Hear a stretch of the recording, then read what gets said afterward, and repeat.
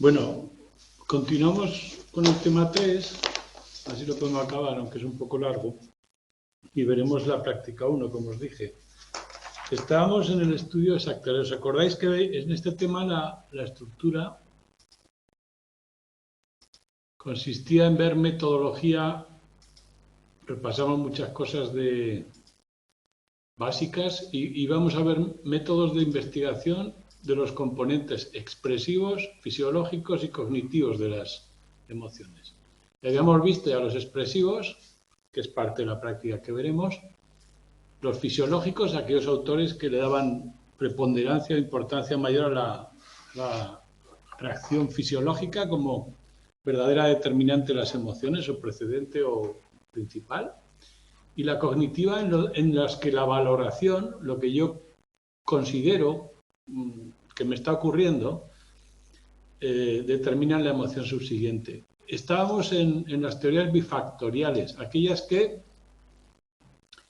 dicen que primero se produce una reacción fisiológica, pero por sí misma no puede producir la emoción, sino que requiere una interpretación posterior. Por eso bifactorial, ¿no? La reacción fisiológica,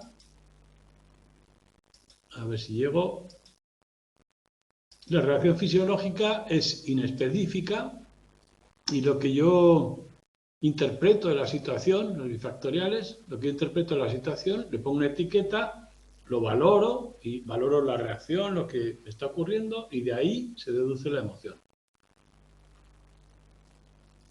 De los clásicos del primer capítulo, esta línea sería la de Cannon-Barth, no la de James Lange, que era la fisiológica.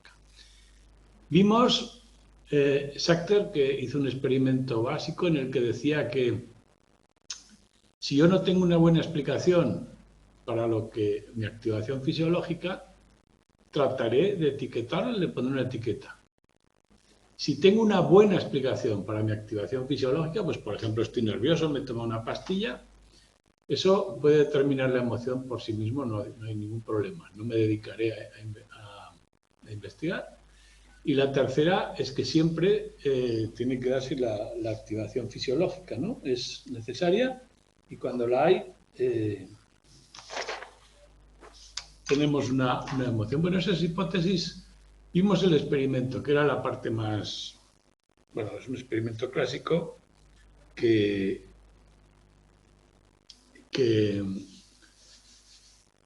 les hace creer a las personas que la activación que sienten o bien se debe a un medicamento que han tomado, a otro grupo les dice que van a sentir una serie de cosas pero totalmente equivocadas, es decir, les da información falsa, el grupo control no les da ninguna información. Bueno, vimos que luego hay unas consecuencias positivas o negativas y medía tanto la activación como la valoración personal de la emoción y la reacción de las personas. Este estudio lo vimos un poco el otro día. Vimos que el resultado que esperaba es que según las hipótesis que hemos visto antes, cuando una persona tiene información suficiente, es decir, el grupo bien informado, no tendrá no tendrá que construir una explicación, ¿no? Mientras que el mal informado necesita el mal informado necesita cambiar la explicación y el ignorante también, rellenar con alguna explicación, ¿de acuerdo? Bueno, más allá de la mecánica, que ya la vimos el otro día, los resultados esperados son estos. Si yo estoy bien informado o me han dado una sustancia que no produce ninguna reacción a aquellos que toman el placebo, reaccionaré con menos, ante estímulos positivos ahora, reaccionaré con menos fuerza que aquellos que no tienen ninguna explicación, o sea, que no tienen un síntoma, no tienen ninguna explicación para el síntoma, tendrán que dar alguna, tendrán una emoción mayor, y aquellos que reciben información falsa, un poco mayor aún. Y los resultados, en parte, apoyaron las hipótesis. Si no tengo información, la busco siento una emoción y la aplico. Bueno, pues hubo una serie de sujetos, hablamos de que hubo una serie de sujetos que no cumplían los pronósticos y que los excluyeron del experimento porque decían que sí se habían dado cuenta, que había una emoción por el medio, por lo tanto, o que se habían activado, que habían relacionado la pastilla con la activación. Bueno, que es un procedimiento poco serio, pero el experimento es amplio, elegante, es un experimento inicial. Que sepáis dónde estamos. Estamos en las teorías cognitivas, la emoción depende de cómo interpreto yo la situación. Bifactoriales. Hay una reacción fisiológica, yo la interpreto y esa es la emoción resultante. Segundo fenómeno importante es la transferencia de excitación dentro de esta en el libro 156. Esto yo lo explico primero con palabras sencillas y luego vemos un poco lo que pone aquí. Palabras sencillas. Si yo estoy excitado por algo y me pasa algo después, se suman las dos excitaciones y yo lo atribuyo todo a lo mismo. Por ejemplo, he estado discutiendo con alguien, me he enfadado y estoy todavía con un nivel alto de estrés, de enfado, y me encuentro pues que se me rompe, yo qué sé, el bolígrafo y me enfado muchísimo, muchísimo más que si me hubiera roto el bolígrafo solo. Yo no sé, no me acuerdo ya del otro enfado, ni siquiera considero que estuviera enfadado. Pero esa reacción exagerada es lo que llamamos transferencia de excitación. Y yo me enfado mucho por haberme roto el bolígrafo, una cosa pequeña, más de la cuenta, porque me equivoco a la hora de interpretar. Es decir, la excitación que yo siento en mi cuerpo la atribuyo al segundo acontecimiento. Fijaos, hay un ejemplo práctico que lo hacían había un pequeño experimento que lo hacían. Una persona le hacían pasar una situación de excitación, le hacían correr para una excitación fisiológica, le hacían correr para llegar a coger un autobús, corriendo. Eso te excita mucho, estás ahí sudando. Y llamaban a la puerta del autobús y el autobús no les abría, no les quería dejar subir. Entonces, el enfado de los que habían llegado corriendo era mucho mayor que los que habían llegado andando, sin correr, sin estar excitados. Es decir, las personas activadas, cualquier cosa que les ocurra, se suma la activación y la interpretación dice, ¡jo, qué mal me ha tratado este conductor que no me ha abierto la puerta! Pues unos mucho más enfadados que otros, ¿no? Esto también es un poco cuando te enfadas en el trabajo y llegas a casa y le gritas a tu pareja o a tus hijos o a tu perro, ¿no? Va por ahí. Bueno, pues la transferencia de la excitación, aquí tenéis el gráfico, si yo me pasa cualquier cosa y ya estoy excitado, este cuadro de aquí es la excitación fisiológica, la siguiente que me pase, aparece cualquier otra cosa emocionante, aumenta esa excitación mucho más de lo que lo haría si no me hubiera pasado nada. Y como aumenta mucho más y yo no tengo, fijaos que el mecanismo es, yo atribuyo la excitación a lo que me pasa de una forma cognitiva. Yo noto que estoy muy excitado y lo atribuyo a este estímulo, aunque no tenga... ¿Entendéis lo que es? Bueno, pues eso es la intensificación de la transferencia, que lo propuso Tillman con unos autores y hay un experimento para comprobar si esto sucede siempre, que es el siguiente. Aquí en este experimento trataban de inducir excitación en los sujetos experimentales a 3 niveles. ¿Cómo? Viendo una película. El mayor nivel de excitación esperaban que lo produjera una película erótica, porque se había comprobado anteriormente que la película erótica excitaba más a las personas que la de acción, la de segundo nivel, que era una película, no sé si era de acción a secas o agresiva. ¿De acuerdo? O sea, a un grupo de personas les hacían ver una película erótica. Se esperaba que ese grupo estuviera muy excitado. A otro grupo una película agresiva. Se esperaba que tuviera una excitación media. Y a un tercer grupo, grupo control, veía una película neutral, emocionalmente neutral.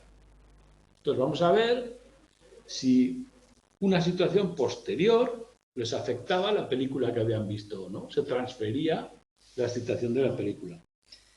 La situación posterior es una situación un poco cruel, porque había un colaborador del experimentador con el que les explicaban que era un experimento para ver efectos del castigo en el aprendizaje. El castigo era una pequeña descarga. Si alguien se equivocaba, le daban una pequeña descarga. Entonces, el experimentador tenía un colaborador, claro, y el sujeto experimental que había visto la película se esperaba que cuando le tocara a él dar las descargas al otro, cuando se equivocara, el que ha visto la película más excitante diera más descargas. El que ha visto la película media, y el que ha visto la película neutral, que diera menos descargas. Es decir, que transfiriera la excitación a una situación emocional que es enfadarse con el alumno. Fijaos que la mayor excitación es una película erótica. Esto no tiene que ver con las descargas en sí. Es simplemente que están más activados y el que está más activado interpreta que está más enfadado de lo que está. Bueno, de lo que fisiológicamente debería estar, ¿no?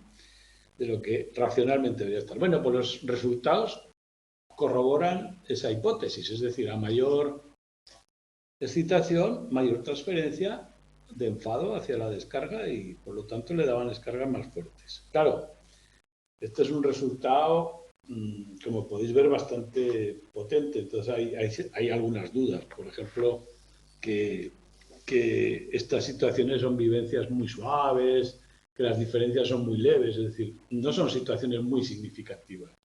Esto es un laboratorio, con una persona haciendo un juego.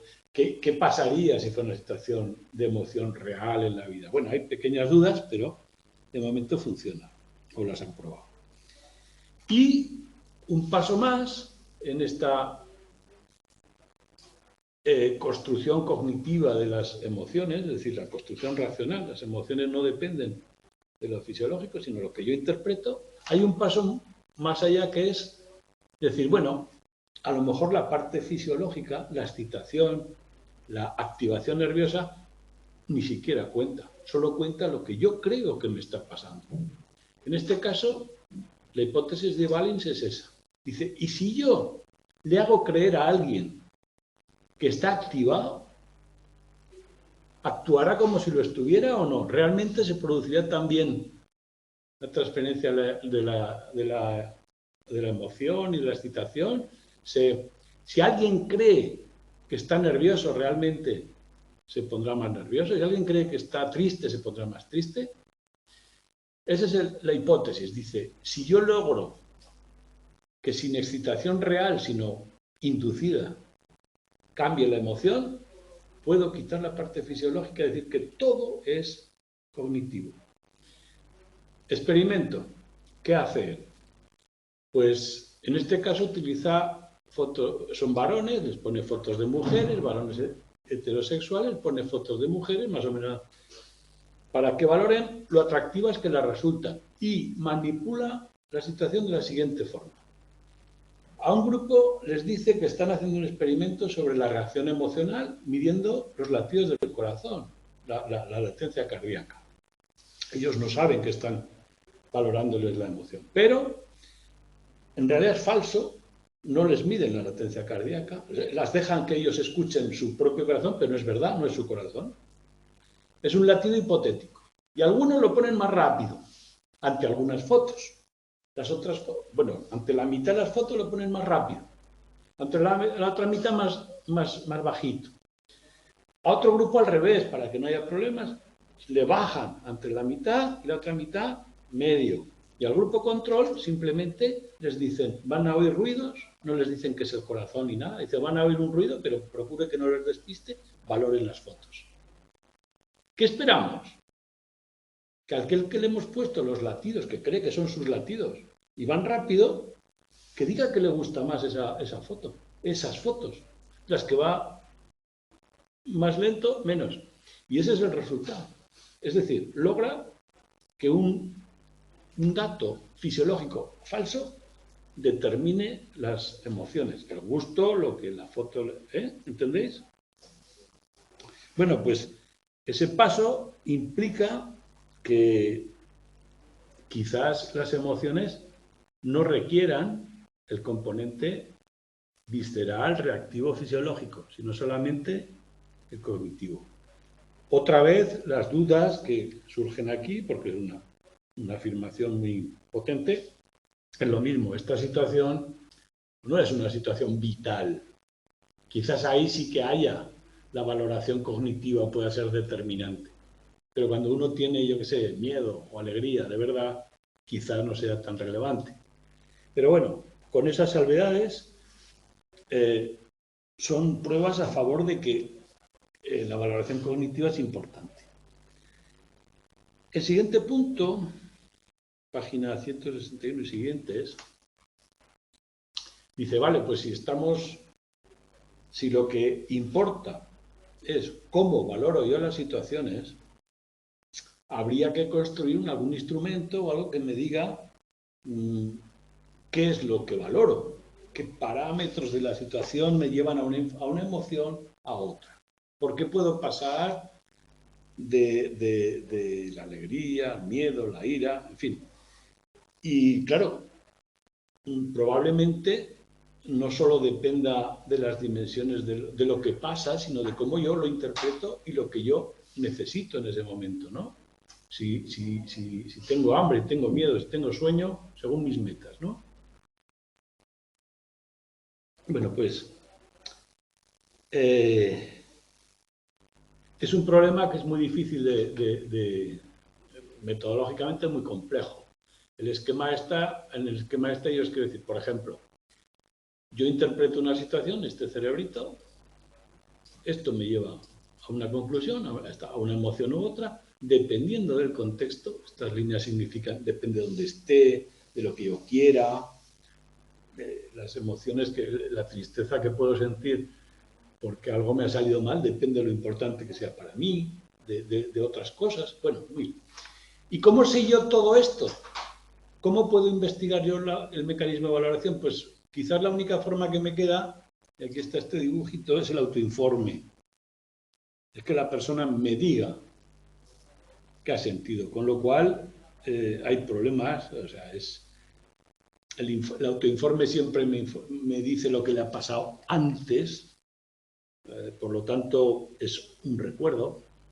Cuando las emociones son cosas instantáneas, rápidas, y yo estoy pidiendo un recuerdo, una valoración posterior, que siempre perderá calidad, no es lo mismo la reacción que la interpretación. Bueno, hay varias estrategias que propone Lazarus, Arnold, de cómo investigar estas valoraciones. No voy a entrar mucho en ello porque esto lo podéis leer, por ejemplo. Podemos utilizar una lista de adjetivos para que alguien nos diga si ha sentido esto, lo otro, es decir, palabras, análisis semántico. Podemos utilizar muchos términos para que los valoren. Podemos contar historias y que nos digan qué emoción creen que están sintiendo los personajes, para ver, variando parámetros de la historia, cómo cambian las emociones. Descripciones, recuerdo de situaciones reales, qué emociones sintieron y por qué. O sea, el autoinforme. Y según Lazarus, podríamos hacer un mapa. Esto no voy a pasar voy a pasar muy rápido por esto porque se repiten otros temas. En cada emoción, en la alegría, la ira, la tristeza, veremos qué cosas se valoran y cuáles no en cada una. Así que este es el método general y veréis que se repite exactamente en el 4 muchas cosas, en el tema siguiente. En cada emoción habría que ver dos fases de valoración, que también los vimos antes, en el tema primero. Una valoración primaria, rápida, y una más sesuda, más interpretada, secundaria, de qué puedo hacer yo, qué me sirve en el futuro, un poco más elaborada, que van una detrás de otra, y bueno, y a partir de ahí hace algún experimento que trata de ponerlas en juego. De hecho, investigaba sobre el estrés, Lazarus, y bueno, y hace algún estudio para comprobar si estas dimensiones que él propone se están dando una detrás de otra. Les pone, aquí es un análisis de textos, lo podéis leer sin ningún problema, el cuadro 314, 315, pero vamos, lo que importa es eso, que estamos haciendo un mapa cognitivo de cada emoción, de cómo debería funcionar, con varios métodos y el problema metodológico que tenemos. Os hago un paréntesis, al final de este tema os pondré algunas preguntas reales para que veáis a qué nivel preguntan, que tampoco, veis que hay mucha información aquí, pero no hay que llegar tan adentro. El punto siguiente, el último, los dos últimos, relaciona, estamos hablando de métodos en este tema, de cómo investigar. Entonces, los dos últimos relaciona la emoción con otros procesos, con el pensamiento lógico y con la memoria. En ese sentido, en la parte de la emoción-cognición, es importante este autor, Zayong, como se pronuncia, que él dijo que, contrariamente a lo que vimos al principio, en el primer capítulo, de que para los clásicos griegos la emoción es una especie de sentimiento secundario, lo importante es la razón, el control, y lo otro es la parte salvaje que hay que controlar. Zayong dice prácticamente lo contrario. No que la emoción sea primaria, que nos domine, sino que el pensamiento, la razón, nunca es pura. Siempre está influida por las emociones. No piensas igual cuando eres optimista que cuando eres pesimista. No, el proceso de pensamiento no tiene nada que ver cuando estás sintiendo ira o cuando estás sintiendo alegría. O sea, que siempre se influyen unos a otros, tanto la razón con la emoción con la razón. Y para Zayong la emoción es parte básica del pensamiento.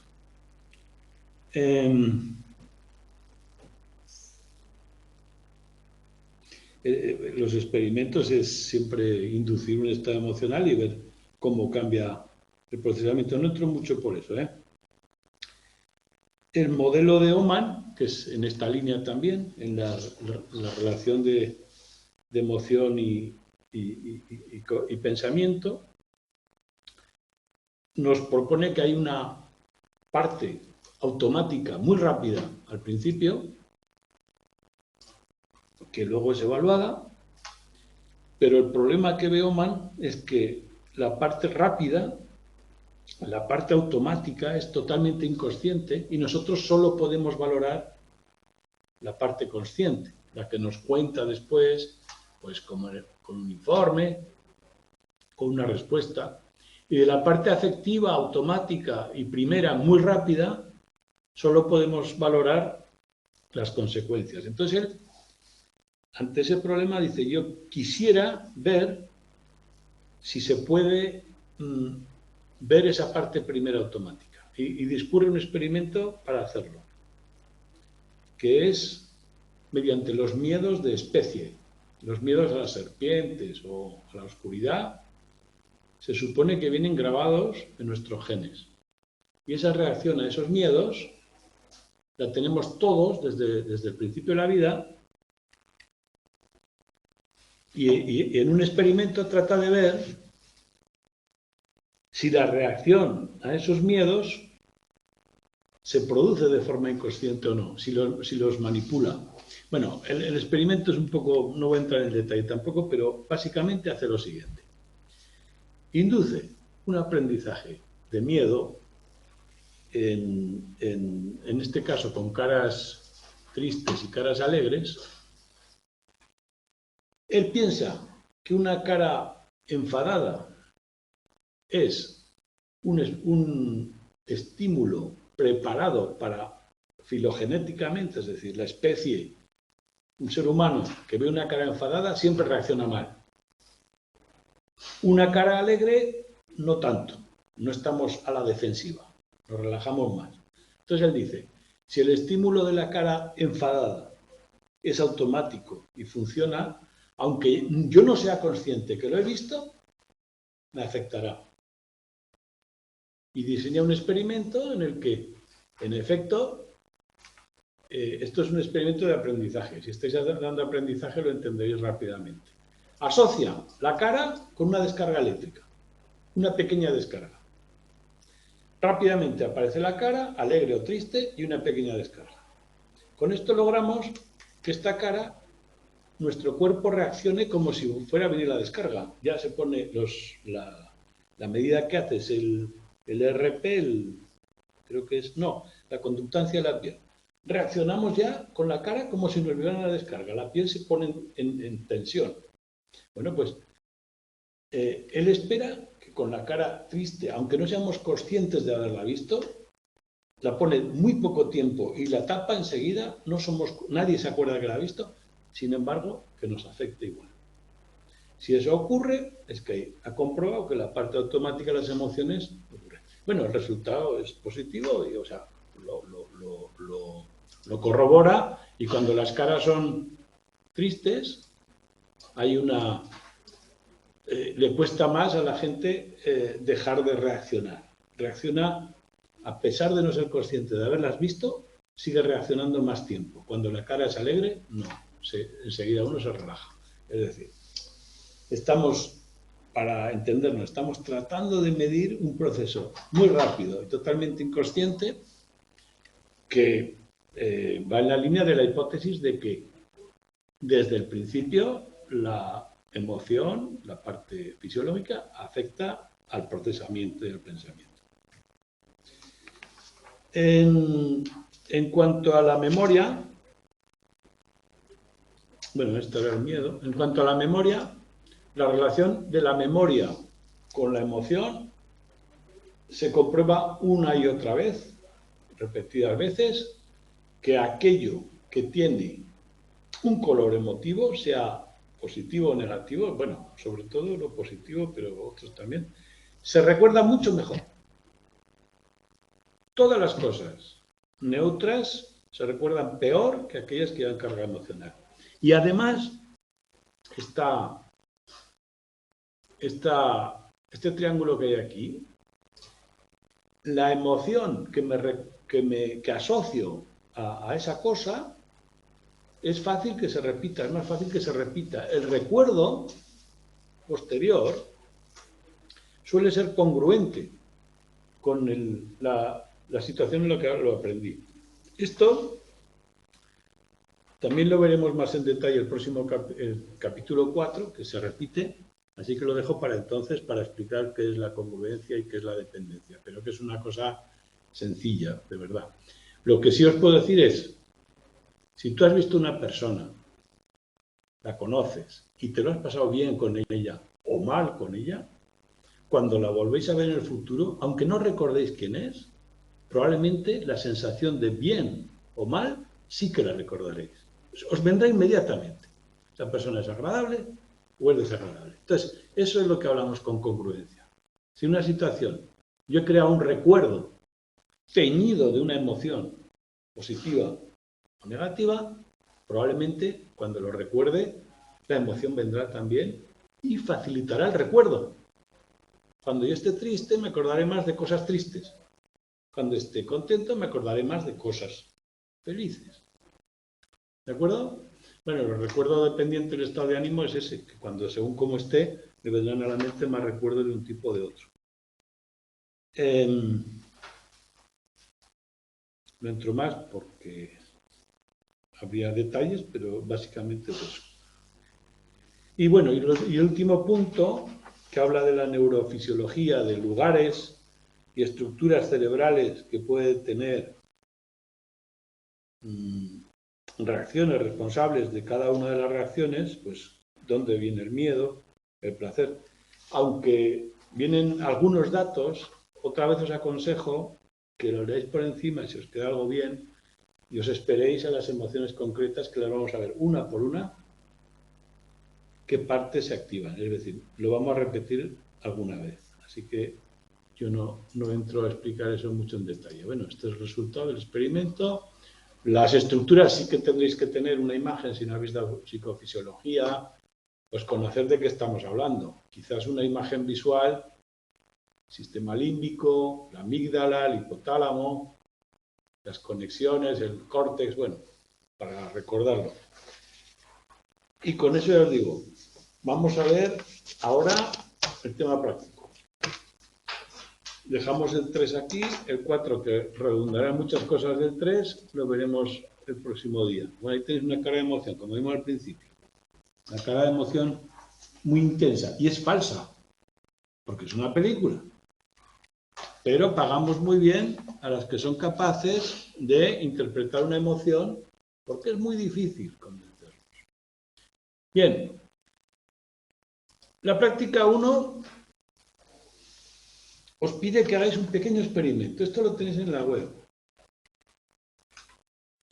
Son apenas 4 o 5 hojas que os dan las instrucciones para hacerlo. El experimento tiene que ver con lo que hemos visto en este capítulo de la inducción de una emoción por la expresión de la misma. Si yo pongo cara triste, ¿veis los temas que hemos visto? El 3. Y las actividades prácticas eran estas dos. La que vamos a hacer ahora es esta. La hipótesis del feedback facial. Dicho de una forma muy rápida, muy bruta, la cara que pones determina la emoción que sientes. Pones cara de sonría y te sientes mejor, y pones cara triste. Eso es lo que vamos a comprobar. La próxima ya la veremos, pero el efecto de la mera exposición es una cosa, bueno, que una cosa cuando nos es familiar nos resulta más agradable, ya la veremos. Bien, ¿veis el punto de partida? Una cara alegre o triste, me da igual, la expresión que sea, determina la emoción. Yo cuando pongo esta caja con 3 cosas, quiere decir una emoción. Esto va en la línea del autor clásico que vimos, Jane Lange, a principios del 20, finales del siglo XIX, dijo que las emociones son la lectura de lo que mi cuerpo fisiológicamente, de la reacción fisiológica de mi cuerpo ante un estímulo. Yo, por ejemplo, ¿os acordáis? Veía un oso, mi cuerpo se pone asustado y mi mente interpreta, tengo miedo, porque la reacción propia del miedo es siempre la misma y mi mente la lee y dice, ok, tengo miedo. Esa es la hipótesis. Entonces, según en esta línea, si mi cara está así, me sentiré mejor si está así. Ya no hay más que... Bien sencilla. En este tema hemos visto, y hay una diapositiva, y estas flechas quieren indicar que la expresión tiene una influencia directa en la valoración cognitiva, en la afectiva, positiva o negativa, la intensidad de la emoción y la reacción fisiológica, por lo tanto, de la emoción resultante. Y esta otra flecha quiere decir que la interacción es mutua, que a lo mejor hay la cara determina, pero también ciertas emociones hacen que la cara se mueva. Es decir, hay una hipótesis fuerte, es decir, lo que importa es la expresión y eso determina todo, y una hipótesis más débil que dice están relacionadas. Están relacionadas y puede ir en un sentido como en otro. Nuestro experimento va en la línea de los que hemos visto en este tema, que decían, si alguien simula una expresión, sentirá una emoción coherente o congruente con esa simulación. O bien, otra forma de comprobarlo es extremar la expresión, hacerla, exagerarla y ver si a más o menos exagerada, la emoción se mueve más o menos. Y esto había varios experimentos de Tourangeau, o como se lea, en el que ponía una situación más o menos agradable o desagradable y veía qué emoción le producía. En este caso él dice, ¿y si en vez de esto le añado la cara? Es decir, le obligo a poner una expresión, ¿qué ocurre? Y según él decía, primera hipótesis, necesidad. Necesita la expresión para que exista la emoción. Si no hay expresión, no hay emoción. Es decir, por muchas cosas buenas que me pasen, si no hay expresión facial, la emoción no existirá. Seguirá siendo neutro. Cara póker, emoción póker. Suficiencia. Solo con que ponga la cara se producirá la emoción. No necesito que ocurra nada más. Ni bueno ni malo. Y monotonicidad. Quiere decir que si aumenta la intensidad de la expresión, aumentará la intensidad de la emoción. Esas son hipótesis más o menos fuertes en esta línea teórica. La que vamos a comprobar nosotros es esta y esta, porque no nos da para la monotonicidad, como veréis ahora. Bien, en algún experimento que sale en el tema no lo comprobó, no le salió bien a Tourangeau. Hizo un experimento en el que también veía 3 películas, les hacía poner cara triste o alegre disimuladamente. Fijaos que para que una persona hacer este experimento sienta la emoción, tenemos que disimular. Si le decimos, si pones cara alegre te sentirás más alegre, ya le estamos dando una pista de lo que queremos y la gente en los experimentos psicológicos tiende a cumplir lo que le estamos pidiendo y nosotros no queremos eso. Queremos que él ignore, la persona ignore lo que queremos, porque si no, está cumpliendo con lo que se llama deseabilidad social o cosas así. Entonces, en este lugar, en este experimento de Tourangeau, lo que hace la estrategia para que la gente ponga carita sonriente o carita triste es poner unos electrodos, de una forma o de otra, diciéndoles que es para medir no sé qué, es decir, los engañamos un poco, ¿no? Y bueno, en realidad no consigue un resultado coherente. Podéis volver a leer el experimento, pero lo que nos importa aquí no es eso, sino la estrategia de investigación. Nosotros vamos a hacer lo mismo. Vamos a proponer este de arriba, que también sale en el tema. Vamos a hacer esto de aquí. No le podemos decir a alguien que ponga cara alegre, porque obviamente deducirá que estamos pidiéndole y nos falsearía los resultados. Entonces le decimos, vamos a medir el efecto, cualquier cosa ya veréis, y le hacemos sujetar un lápiz, o bien con los dientes, o bien con los labios. Con los labios la cara que resulta es más bien tristona, y con los dientes es sonriente. Con eso, según la hipótesis que hemos dicho, el feedback facial, induciremos un estado emocional, más alegre o más triste.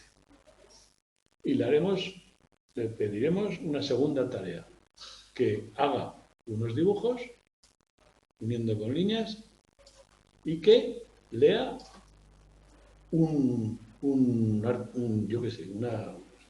viñetas humorísticas. ¿Qué esperamos? ¿Cuál es la hipótesis? Que esto sale en el tema 3, ¿eh? Estamos reproduciendo un experimento que está descrito ahí. Esperamos que esta persona que está alegre le parezca más divertido esto que a esta, que está triste. Eso esperamos. Y que esto, que es una tarea neutra, les parezca igual a los dos, igual de difícil. ¿Se entiende la hipótesis y el experimento? En el texto describen otra forma de hacer lo mismo, un poco más difícil, que utilizan estos palitos que son los tees del golf, donde ponen la pelota, que lo clavan en la hierba y ponen la pelota encima, pues les obligan a sujetarlos o bien aquí entre los ojos, o no me acuerdo dónde, pero en un experimento, no, aquí entre los ojos en todo caso, y les dicen que traten de juntarlos a la mitad de los sujetos y a la otra mitad que traten de separarlos. Cuando tratas de separarlos te pones una cara de mala leche, y cuando tratas de juntarlos te pones una cara de más alegre. O sea, lo mismo, y en este caso, en este experimento, lo que les pedían era que interpretaran pues emociones o una foto o ver cómo se sienten. Simplemente ver cómo se sienten de alguna forma. Lo que estamos haciendo nosotros es tratar de ver si influye en una valoración de algo emocionalmente que se supone que no es neutro, ¿no? Es el punto de partida, esa es la parte teórica. Y lo segundo es que lo que estamos haciendo, a ver, yo os digo, os piden que hagáis el experimento, que convenzáis a 8 o 10 personas para que participen en este experimento. En teoría 5 o 10. No es necesario hacerlo, es entenderlo, porque las preguntas no son comprueba que lo has hecho, sino que lo entiendes. Bien, no hay problema. Pero es interesante hacerlo porque veréis la dificultad de hacer un buen experimento. No solo de pensarlo, que sí, que también, sino la dificultad práctica, de convencer a la gente, de organizar las cosas, de medir con objetividad. Muy complicado. Y luego, todo eso, bueno, en todo experimento hay una comunicación final. Bueno, en los experimentos que salen resultados, los que no, a veces no. Y esto es la práctica, es precisamente se hace por eso. No solo en esta asignatura, en muchas otras tenéis prácticas parecidas. O bien leer un experimento, un artículo, atención, o bien hacerlo y escribirlo, el artículo. El artículo es la comunicación de los resultados y tiene un estándar, un formato mundialmente establecido en todas las ciencias, incluso humanas, que sigue más o menos esta estructura. Y cuando veáis la estructura entenderéis por qué os piden todo esto, porque es cumplir esa estructura. Primero, hay un resumen, un abstract en inglés, que se llama abstract. Suele escribirse una versión en inglés y otra en un idioma que lo haya hecho. ¿Por qué? Bueno, pues fijaos, si vosotros estáis investigando sobre un tema, cada año publicarán X mil artículos sobre ese tema. Entonces cada investigador suele estar muy especializado en una parte del tema. ¿Qué hace para ver si un artículo le interesa o no? Lee el abstract, lee el resumen. Y por eso está en inglés, porque hoy día es la lengua franca universal. Entonces, yo quiero saber si me interesa seguir leyendo este artículo, leo el resumen, veo los resultados, lo que ha hecho, y si es coherente con lo que a mí me interesa, lo compro, lo leo y me lo llevo. Ya está. Suelen ser 100, 150 palabras, la finalidad es esa. Tiene que desarrollar lo que hacéis, muy resumido, pero muy claro, con todas las partes. Y el artículo en sí, las partes del artículo son estas. Bueno, el resumen que hemos dicho, que va adelante. Luego, el estado de la cuestión es la introducción. ¿Qué es eso? Bueno, pues voy a investigar si el feedback facial es efectivo o no. Primero tendré que leer lo que se ha escrito sobre eso ya. No voy a inventar la rueda cada día. Entonces, el estado de la cuestión es la parte de investigar qué se ha hecho y normalmente hago un resumen de todo lo que se ha hecho en ese tema. Es decir, bueno, tal autor dijo tal cosa, tal otro demostró tal otra, tal daño, y voy aterrizando en mi hipótesis, en lo que yo voy a hacer, que tiene que ser algo nuevo, un matiz, quiero descubrir algo. En nuestro caso no es nuevo porque estamos replicando un experimento, es una práctica, pero miramos lo que hemos visto en el tema del feedback facial, lo que hemos hablado de James, es decir, muy resumido, no es cuestión de hacer una tesis, sino para que las personas que lo lean sepan de dónde viene todo esto y puedan ir a consultar, porque normalmente se ponen referencias, siempre. Como dijo James Lange, y tú lo leíste en tal libro o tal artículo, pones una referencia y al final, ¿dónde hay que ir a buscar ese libro, ese artículo? Para que el que quiera lo pueda comprobar. La ciencia es abierta. tiene que ser replicable. Colaborar y avanzar implica que todo el mundo pueda ver y falsear lo que tú has hecho o comprobar lo que tú has hecho. Entonces, un resumen más o menos claro de lo que ha ocurrido que desemboque en tu hipótesis. Algunos autores han comprobado que la expresión de la cara puede determinar la emoción que se siente. Y yo quiero comprobar eso en este trabajo. Mi hipótesis es que la expresión de la cara va a cambiar la emoción que se siente. Y ya hemos concretado el objetivo nuestro, lo que nuestro experimento va a hacer. Que tiene que ser una hipótesis clara y comprobable. Esto tiene que llevar a esto. Y automáticamente se indica el procedimiento que hemos hecho. ¿Cómo lo hemos hecho? Hemos buscado 10 personas. Normalmente se suele incluir, pues si son estudiantes, la edad que tienen, yo qué sé, la edad media. ¿Para qué? Para que el que quiera replicar o repetir el experimento pueda hacerlo con exactitud o vea qué factores pueden estar influyendo. ¿Cuántas personas he usado? ¿Cómo les he hecho cambiar la cara? Lo del bolígrafo. Todo eso se cuenta aquí, el método o procedimiento que hemos hecho. Y viene aquí. O sea, no tenéis que inventar nada porque viene aquí en las instrucciones, ¿de acuerdo? Una vez dicho el procedimiento, tenemos que dar los resultados. Le hemos dado a cada persona el experimento, hemos comprobado cuán divertidas les parecían ahora veremos el experimento en detalle. Los resultados son simplemente los datos, sean numéricos, los que sean, los datos, todavía sin interpretar. Pueden ir a nuestro favor o no. Y en la discusión lo interpretamos y decimos, bueno, hemos comprobado que sí, o que no. Esto podría deberse a esto, esto, y quizás deberíamos hacer el experimento o repetirlo hacia aquí o hacia allá. Y ahí acabas abriendo quizás otros caminos o diciendo, sí, la hipótesis se cumple, no se cumple. ¿Entendéis la estructura, no? Es un poco circular. Empiezo diciendo, esto es lo que quiero comprobar, acabo diciendo lo he comprobado o no, y me voy a otra cosa. Pues eso es un artículo y eso es lo que os piden. Así que, cualquier experimento causa-efecto tiene una terminología. Le llamamos variable independiente a aquel valor que creemos que es la causa de algo. En nuestro caso, la causa es la expresión facial y el resultado, la variable dependiente, es la emoción. Y en este caso la emoción la vamos a medir mediante el sentimiento de si unas viñetas son divertidas o no, más o menos divertidas. Esto de variable independiente y dependiente no hay ningún problema, no os confundáis porque es siempre así. ¿Por qué le llamo independiente a la causa?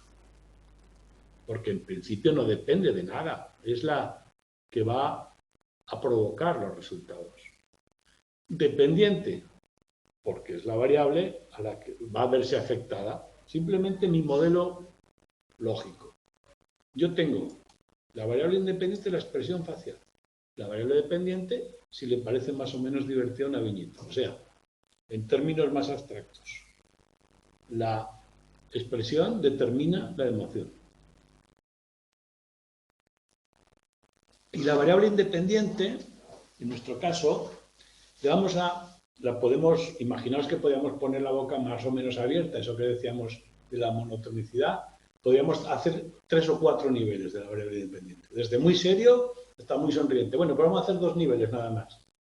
Uno que sujeta el lápiz con los labios, que está serio, y otro grupo con los dientes, está sonriente. Y 5 personas la asignaremos a sonriente y 5 personas a triste. O sea, 5 personas harán las pruebas de diversión con el lápiz entre los dientes y 5 con el lápiz entre los labios. 2 grupos. ¿Y qué haremos al final? Comparar el sentimiento de diversión de estos 2 grupos. Y esperamos que a este grupo le parezcan más divertidas las viñetas, en promedio. y que la otra tarea de completar dibujitos, no haya grandes diferencias entre los dos grupos, porque no creemos que tenga un matiz emocional. Podría ocurrir que el más serio, por estar más triste, le parezca más difícil. ¿De acuerdo? Bien, y os propone eso. Necesitáis, fijaos lo que os decía la parte práctica. A un experimento sencillo, prediseñado, tenéis que preparar lápices, bolígrafos, láminas, espacio y tiempo, instrucciones claras con cada una de las 10, porque eso no os lo he dicho, pero pensad un momento, es muy fácil. ¿Qué es mejor, tener 10 o 100 personas en cada grupo? A más mejor. ¿Por qué? Porque las personas variamos mucho en habilidades, en muchas cosas. Y como yo no puedo seleccionar a un humano medio, a dos humanos equivalentes no los puedo seleccionar, imposible. Si hago 100 y 100 es más probable que sean equivalentes en promedio, en casi todo.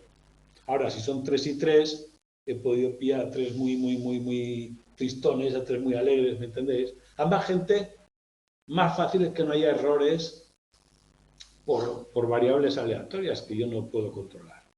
Bueno, pues en este caso os piden que convenzáis a 5, ¿no? Sí. Son 5, ¿no? 5 y 5. Que son mucha gente ya, pero es lo mínimo que podemos usar para que un experimento tenga cierta validez.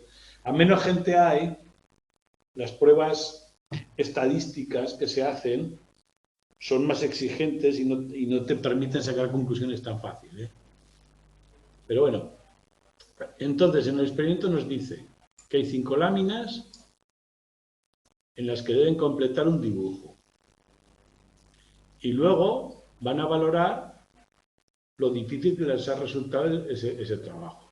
Y hay 10 láminas en las que van a leer un chiste o una información divertida y van a valorar el grado de diversión entre una escala de 1 a 10, que es una forma muy habitual de valorar en psicología las escalas.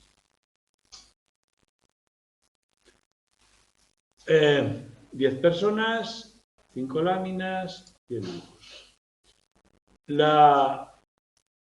Como veis el esquema así, en procedimiento, sería este, 5, 10 o 100 personas con el lápiz de una forma, las otras con el lápiz de otra forma. Todos van a hacer las dos tareas y todos van a hacer la valoración. Y al final los datos los llevamos a una tabla.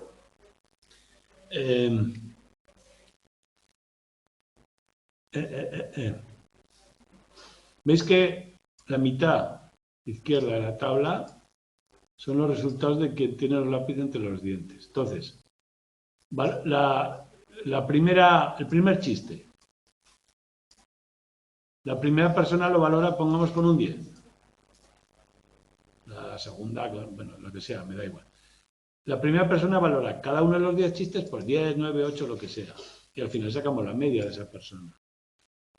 Exactamente lo mismo con cada una, sacamos la media y al final sacamos la media de los 5 alegres y la media de los 5 tristes.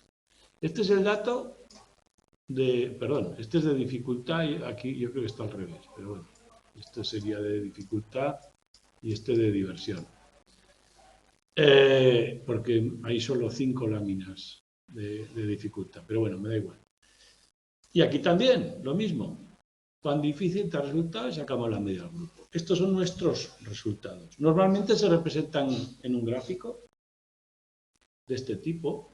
Como nuestros resultados es comparar este grupo con este grupo, no necesito representar los 10. Tiene que ser un gráfico que se vea clarito.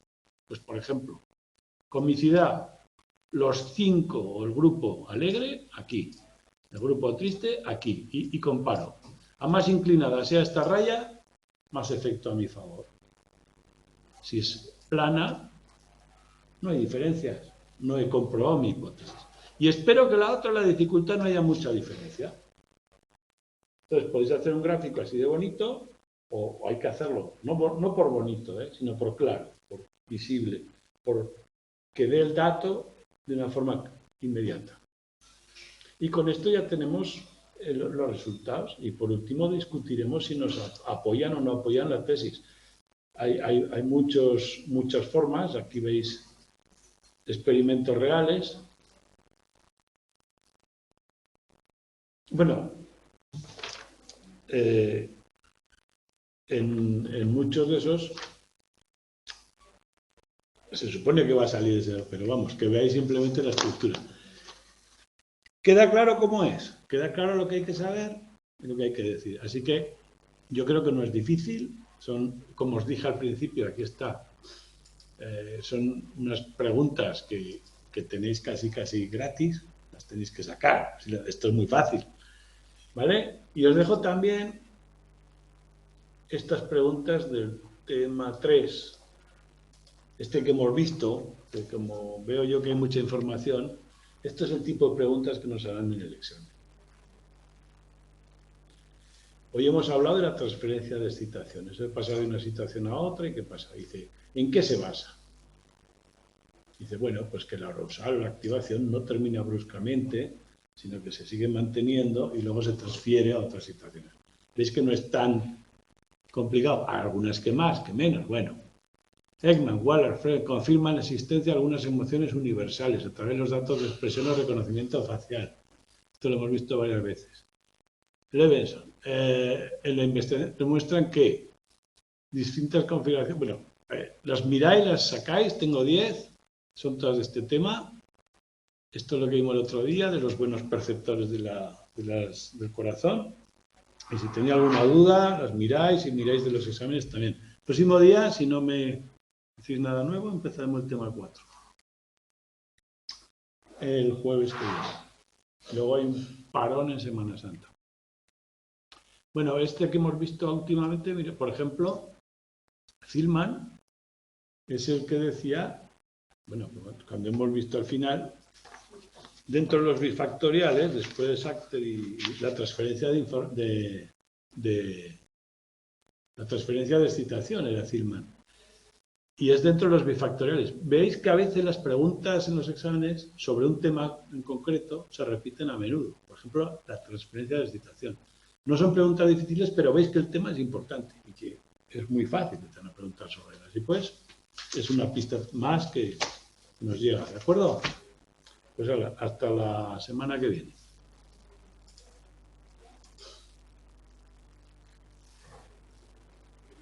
¿Habías empezado?